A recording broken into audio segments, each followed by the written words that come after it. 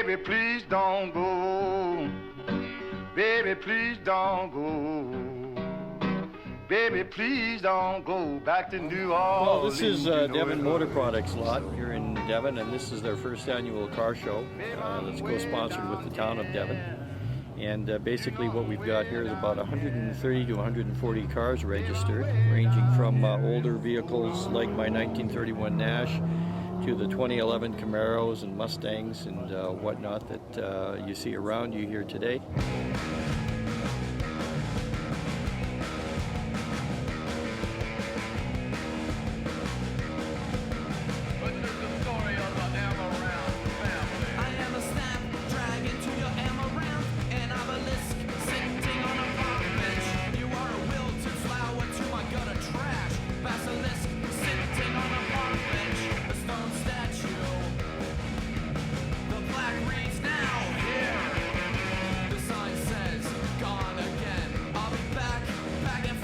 The turnout's very, very good. We've got great weather, and the people here have been absolutely phenomenal.